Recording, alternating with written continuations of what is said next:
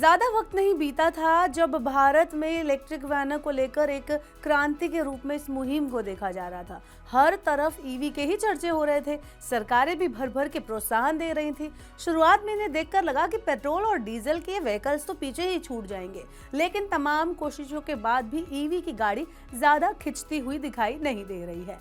आमतौर पर ये इंडस्ट्री सरकारी रियायतें की बैसाखी पर ही टिकी हुई है। जहां बैसाखी छिनी वहां बिक्री घटी। ताजा मामला दिल्ली से सामने आया है, जहां दिल्ली सरकार द्वारा रोड टैक्स पर छूट वापस लेने से इलेक्ट्रिक व्हीकल्स की बिक्री 10% तक लुढ़क गई है, यानी कम हो गई है। पूरी इंडस्ट्री की बात करें तो अधिकांश सेल 2 व्हीलर और 3 व्हीलर में ही दिख रही है। जमीनी स्तर पर देखा जाए तो इलेक्ट्रिक वाहनों की अधिकांश सेल ई रिक्शा और दूसरे 3 व्हीलर से आ रही है। रही बची सेल 2 व्हीलर से मिल रही है। इलेक्ट्रिक पैसेंजर कार, एसयूवी और एमपीवी की बात करें तो अगस्त में इसकी बिक्री ने जोरदार गोता खाया है। साल दर साल आधार पर इलेक्ट्रिक कारों की बिक्री 10% घट गई। सरकार की वाहन वेबसाइट के मुताबिक इलेक्ट्रिक कारों की रिटेल सेल अगस्त 2024 में 6,335 यूनिट रही, जबकि बीते साल यानी अगस्त 2023 में 7,012 यूनिट थी। जबकि जुलाई 2024 में देश में 7,898 यूनिट्स इलेक्ट्रिक कारें बिकी थी।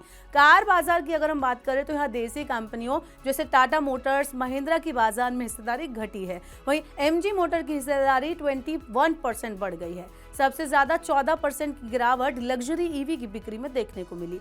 कंपनियों के बिक्री आंकड़ों पर अगर हम गौर करें तो अभी भी टाटा मोटर्स अपनी नेक्सॉन, पंच और टियागो ईवी के साथ टॉप पर बना हुआ है। टाटा ने अगस्त में 4,085 इलेक्ट्रिक कारें बेची, जबकि जुलाई में इसकी बिक्री का आंकड़ा 5,026 कारों का था। इसके अलावा एमजी ने 1,353, महिंद्रा ने 317, हुंडई ने 39, किया ने 18, सिट्रॉन ने 159 कारें बेची। लग्जरी सेगमेंट में बीएमडब्ल्यू ने 63, मर्सिडीज ने 48, वॉल्वो ने 29, बीवाईडी ने 209, ऑडी ने 10 कारें बेची हैं। वहीं 2 व्हीलर्स के लिए तो अगस्त का महीना बहुत ही ज्यादा खराब रहा। जुलाई की कंपैरिजन में अगस्त में बिक्री में लगभग 25.05% की गिरावट आई। सरकारों की तरफ से सब्सिडी और अन्य रियायतें घटने के कारण ईवी निर्माताओं ने अपने उत्पाद की कीमतें बढ़ा दी, जिससे बिक्री संख्या प्रभावित हुई है। देश के प्रमुख 4 कंपनी जो हैं वो है Ola electric, TVS motor, Bajaj auto और हीरो मोटोकॉर्प की बिक्री भी औंधे मुंह गिरी है। ओला की अगर बात करें तो बाजार में 27% हिस्सेदारी रखने वाली इस कंपनी की सेल 32% गिरी। जुलाई में 18,602 के मुकाबले अगस्त में 12,636 स्कूटर ही बिक पाए। वहीं टीवीएस मोटर की बिक्री में 18% की कमी आई है। आपको बता दें कि अगस्त में टीवीएस की बिक्री 11,670 से घटकर 9,514 पहुंच गई। वहीं बजाज की अगर हम बात करें तो यहाँ पर इसकी बिक्री में भी 37% की गिरावट आई, यानी कि 2 व्हीलर हो या फिर 4 व्हीलर, सेल सब जगह घटी है। सेल घटने और ईवी की तरफ जो रुझान है उनके घटने के कई कारण हैं। इसमें सबसे बड़ा कारण है सरकारी मदद।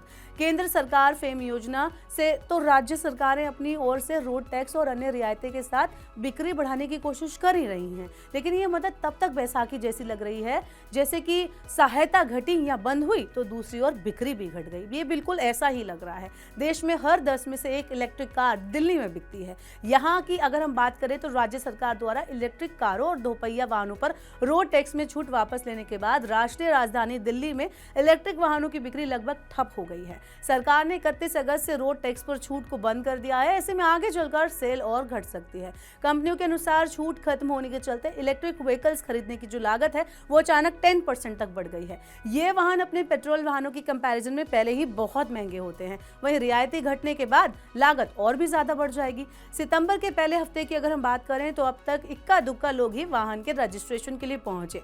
दूसरी तरफ यूपी में जहां हाइब्रिड और इलेक्ट्रिक वाहनों पर छूट दी गई, वहां रजिस्ट्रेशन में तेजी आ गई। सीधी सी बात है, जहां छूट है वहां बिक्री ज्यादा। ईवी की घटती बिक्री का एक अन्य कारण कमजोर चार्जिंग इंफ्रास्ट्रक्चर भी है। भारत में करीब 12,000 सार्वजनिक चार्जिंग स्टेशन है, जबकि पेट्रोल और डीजल देने वाले 87,000 फ्यूल स्टेशन है। इलेक्ट्रिक कार आमतौर पर 150 से 200 किलोमीटर की रेंज देती है। इस रेंज के साथ आप दिल्ली जैसे शहर में नहीं चल सकते। ऐसे में आसपास के दूसरे शहरों में इलेक्ट्रिक कार से जाना बहुत मुश्किल है। वहीं 2 व्हीलर की चार्जिंग में लगने वाला लंबा समय भी इसे पेट्रोल का सही ऑप्शन बनने में रोड़ा अटका रही है। वहीं इलेक्ट्रिक वाहनों की रखरखाव की लागत भी इसकी बिक्री ना बढ़ने का कारण है। इलेक्ट्रिक वाहन पहले खरीदना ही इतना महंगा है, वहीं 6 से 7 साल बाद इसकी बैटरी रिप्लेस करने की भी जरूरत होती है, जो एक बड़ी लागत है। तो कुल मिलाकर सरकार और कंपनियों कंपनियों के प्रोत्साहन के बाद भी लोग आगे बढ़कर इसे खरीदने के लिए खुलकर नहीं आ रहे हैं। आपका इस बारे में क्या कहना है? आप हमें इलेक्ट्रिक वाहन खरीदने की सोच के बारे में बता सकते हैं। आप मनी9 को लिख सकते हैं। इसके साथ ही इस तरह की और खबरों से अपडेट रहने के लिए मनी9 के यूट्यूब चैनल को जरूर सब्सक्राइब करें।